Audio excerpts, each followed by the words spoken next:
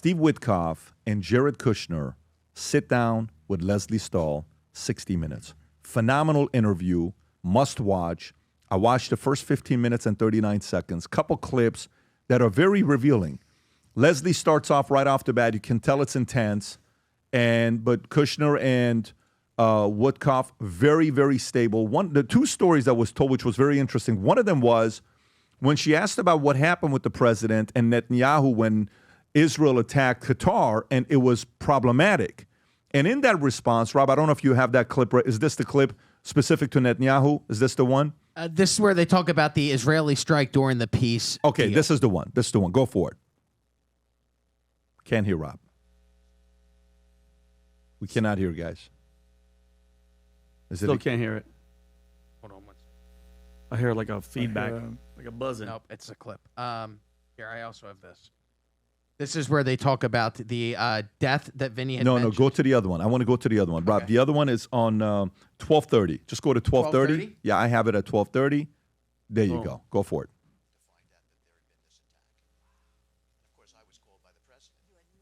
Can you raise the Very volume? low. Guys, can we raise the volume?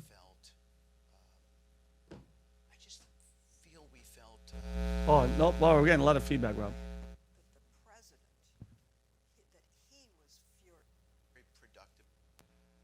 Yeah, something's making noise.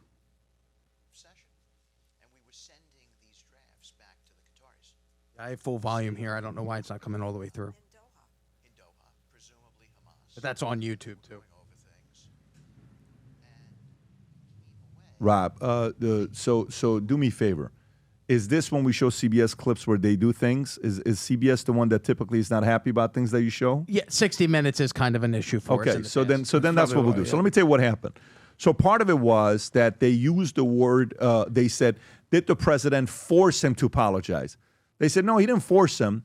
You sure it wasn't forced? No, he says that's what you call diplomacy. And Jared says that with a smile on his face, right? There's a smile on his face when he's saying that. And then the other part is when there's an exchange and they're talking about, Vinny, maybe you tell this part of the story where Witkoff is sitting there talking to one of the Hamas leaders. Yeah. Go ahead. So, and by the way, it was a fantastic interview by both of them. He's sitting there, and Witkoff says they walk into the room in the Qatar. So it's the Hamas negotiator, I guess. But I mean, if they trust him enough, I don't know what his involvement is, Pat. Like what his level of Hamas, if he's in Hamas. But there was a moment where he reveals that during Israel's attack in Qatar, that this negotiator's son was killed in the attack. And then he had a moment with him. Yeah, that's the guy's name right there, Rob. What's his name?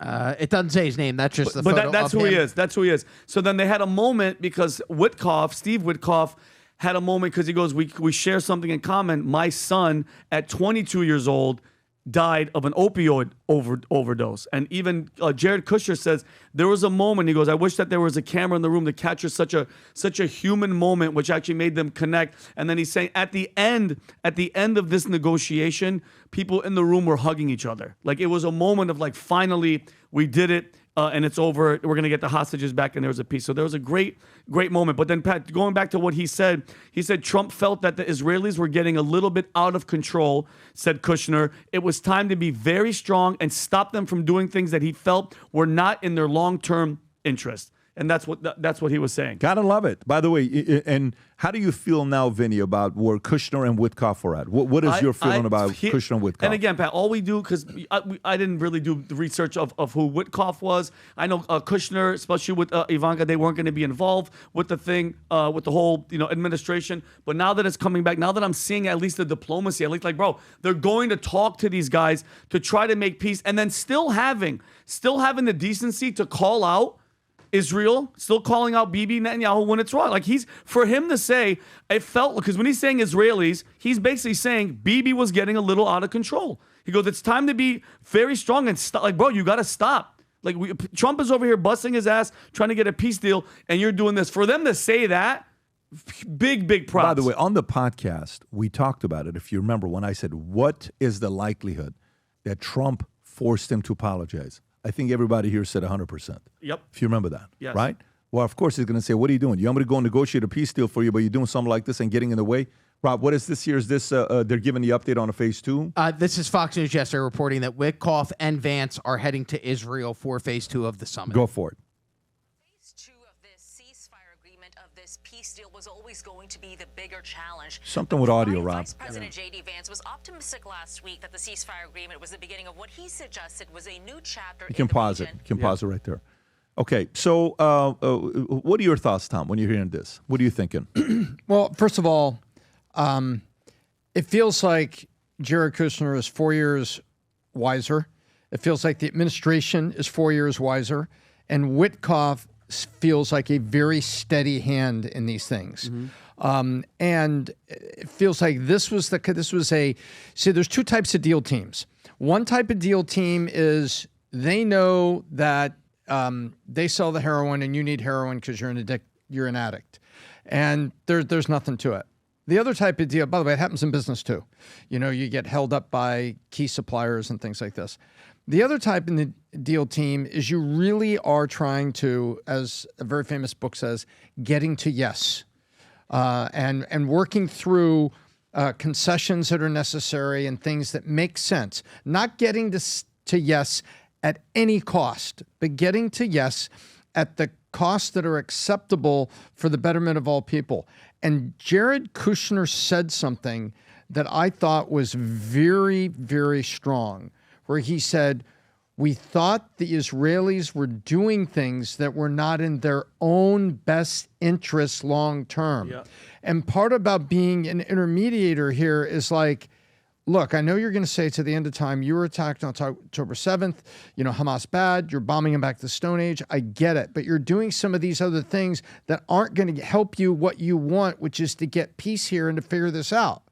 And so I was impressed by what appears to be a very steady hand in Witkoff, and what a constant reminder of what we had with Anthony Blinken.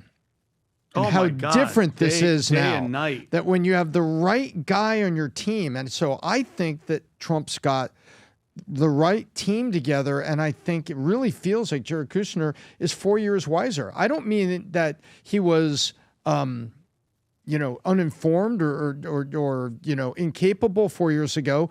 I mean, he's got 4 more years of experience in the machine and out there with Adam, these where are you deals. at with this? That's where I'm at. So everything comes down to let's make a deal. And this is why Trump is so important, because as much as we always heard that, like, we want a businessman in the office, we want a businessman in the office, we can't have just a normal politician. There's some credibility to that. Because if we haven't learned anything, everything is about let's make a deal. Whether it's a peace deal, whether it's a trade deal, whether it's a tariff deal, whether it's a hostage deal. The whole reason that Trump was able to manufacture this deal, because he used leverage on each one of these countries to say, Turkey, you want this. Qatar, you want this. Egypt wants this. Jordan wants this. Let's forget the fact that, Egypt, you have a huge, massive wall keeping out the Gazans. But let's not focus on that. Jordanians, you want nothing to do with the Gazans. All right, cool. Qatar, what do you want? So he uses this envoy of Steve Witkoff and Jared Kushner, incredibly capable guys. Are you freaking kidding me what these guys were able to do? And they didn't stop until they made a deal. Now, to me, Qatar is the linchpin here, because Qatar basically marries oil and wealth and just richness with jihad sympathizing and a home base for Hamas. So to me, is Qatar guilty of sending money elsewhere, sowing discord, doing all these horrible things? At the same time, I can also recognize that they're going to need Qatar to actually talk with the terrorists to bring back the hostages, which they were able to do. So in this instance, what they were upset was they said, dude, you just blew up whatever you did in Qatar. We need them to come to the table. Yeah. Whereas Bibi Netanyahu is basically saying, we're getting attacked from Hamas, the Houthis, Hezbollah, Syria, left, right, center. These guys are harboring terrorists. We're going to take them out. And sometimes you need someone like a Kushner or a Witkoff who's on sort of Team Israel side saying, guys, that is sort of cutting off your nose to spite your face because we need their help. Now, it's sort of like a frenemy is how I would label Qatar.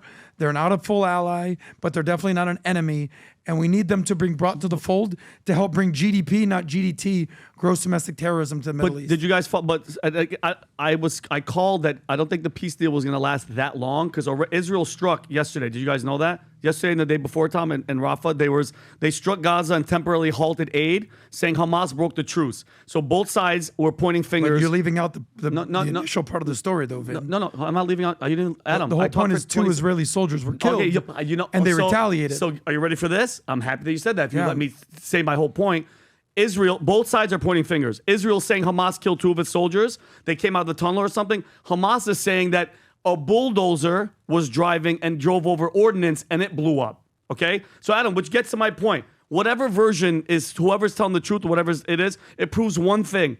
There's never going to be peace there as long as Hamas is still around. Okay, they allowed them to stay. I get the peace deal, and we got the hostages back, right? Why would you ever negotiate with terrorists at this point? Once they got the terrorists back, this is my opinion, they should have gone full offensive, flood the tunnels, bunker buster, kill all of Hamas root and stem. But they didn't, and they let them. By the way, didn't they release like 1,200 people, or 600 of them might have been prisoners? Terrorists. It's like, why would you do that? It doesn't make sense, Adam. Releasing terrorists and then acting surprised when they do terrorist things again is like tossing a shark in a swimming pool and then expecting him, hoping that he turns into a vegetarian. It's not going to happen. To Adam and Vinny, do we know which is which? I saw stories that went both ways that say that a small squad came out from underground and the Israeli soldiers were killed. And then I saw stories that said it was a bulldozer, and even the U.S. knew it was a bulldozer. But I haven't seen any definitive write-up by a reliable news source that has said exactly what was what. Either one of you seen that? Not definitive, Tom. I saw something that was reporting. I'll send it to Rob, the guy's name, that something had to do with the Pentagon, saying that it might have been an unexploded ordnance from Israel that they drove over. But my point is going back to this, Adam, and I want to know your opinion really fast. I know Pat wants to go to another story. You're leaving terrorists there. You negotiated. You got what you wanted. We got all the hostages back. Why not kill every single Hamas? Go on full offensive. I know that they're Lebanon. They're doing stuff everywhere else, and I get that. Right now, you have the opportunity to wipe them the hell out. You got exactly what you wanted back. Flood the tunnels, bunker buster, kill the terror, just like Trump killed ISIS. You never hear ISIS. Done. Wipe them out. Because now it's almost, you're just leaving an enemy hanging around there. Like, I don't understand. Can I give you my quick answer? I'll do it in 30 seconds or less. Because Israel actually doesn't want to do a genocide. And that's the whole conversation. Why aren't they going after the terrorists? Because the terrorists are embedded within the civilians. So the whole notion that they want to commit genocide, if they wanted to do that, they would just wipe out the whole country. Adam, but it's flat. But that's the whole thing. It's gone. Go in the tunnels. Yeah, they're in the tunnels. The people are living in this squalor. Yeah, listen, Israel has gone out of their way to go door to door to door to door to find the hostages. Now that they have the hostages back, they maybe need to take a little bit more of a presumptuous, aggressive stance. But to me, the moral equivalency is so ridiculous. The fact that whose side did it, only one side is lining up their own people in a firing squad and murdering them. And why is that? Whereas the other side is doing anything in their possibility to go get their hostages back. Adam, because to me, the moral equivalency is so stupid and unfounded that only morons can't see the difference between Hamas and the IDF. Adam, unfortunately, we have so many morons who don't understand that equivalency. They're the ones calling Bibi Netanyahu Hitler. They're the same ones calling Trump a fascist and Hitler. To me, it's so stupid. But you understand where that the people who are doing the Hamas defending and the people who are actually Hamas are the one in the wrong here. But you understand what I'm saying, Adam? Kill the... Like, you know why Hamas is shooting Palestinians in the street right now? Because Israel let Hamas thrive. They said, go ahead. We're going to let... all the people that were holding hostages... So your solution is what? More murdering? No, more murdering of what? Killing Hamas? Yes, Adam. Okay, cool. Because as long as Hamas is there... terrorism is going to happen. Well, you sound like a pro-Israel guy, Vinny. Kill Hamas. You sound like the most right-wing pro-Israel guy at this point. I'm saying so kill the terrorists. Kill terrorists. Bingo. Oh, kill terrorists? Them all. Okay, that's not a good release idea. them back and say, oh my God, terrorists are doing terrorist things. We should definitely eliminate terrorists. 2026 is going to be a magical year. And I'm convinced most people are going to screw it up. Most people are not going to have the right plans in place. Most people are going to wing it going into 2026. And my biggest suggestion to you is whatever you're doing, do not wing going into 2026. Whether you're an individual employee, you have a family, wife and kids and family, you got big plans for your family, you want to do something special for them, you're an independent contractor, you're a business owner, you're a government employee, whatever it may be, if there's ever been a year to fully be locked in for a great business plan, it's 25 going into 26. 26 is going to be a 250-year anniversary. Trump turns 80. World Cup's coming to the U.S. Rates are going to probably lower 3 more times in 2026. Stock market's going to open up with IPOs. It's going to be a special year. And a lot of people are going to have a lot of success in 2026. I would like you to do the same as well. However, on December 12th, every year, I do a one-day webinar for business planning. We call it the Business Planning Workshop. I want to show you a video of 2 people. See if you recognize the 2 guys and see which one you are when people do business planning. One guy's name is Ernie. One guy's name is Larry. They were both annoying. I loved both of them, but they were annoying in this setting. But I want you to watch and see which one you are, and then I want to encourage you to get registered today for December 12th. Go ahead and play the clip, Rob. So today I'm looking at 2 business plans. One is by Ernie, whose business plan is purely based on emotion. The other one is Larry, whose business plan is purely based off of logic. You tell me, if you were an investor, who you would invest in, Ernie or Larry? Okay, guys, so thank you for being here. Ernie, Larry, let's go ahead and get started. Thank you, Patrick.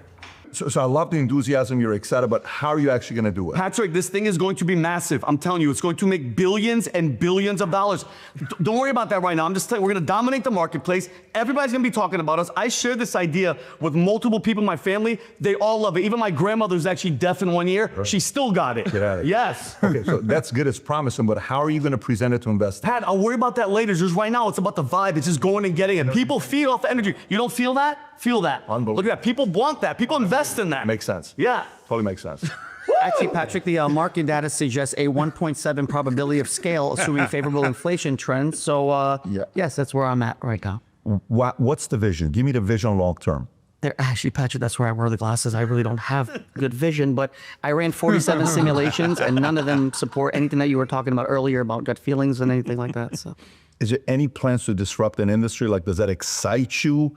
Do you have the right people around you on the team? Patrick, people equal problems. I trust Excel spreadsheet more than I trust people. So Makes sense. Listen, I wish you nothing but the best. thank you. So we're done? We're fully done, yes. Can I update my sheet? I'm leaving early. I can go home and play with my cats. Thank you, Patrick.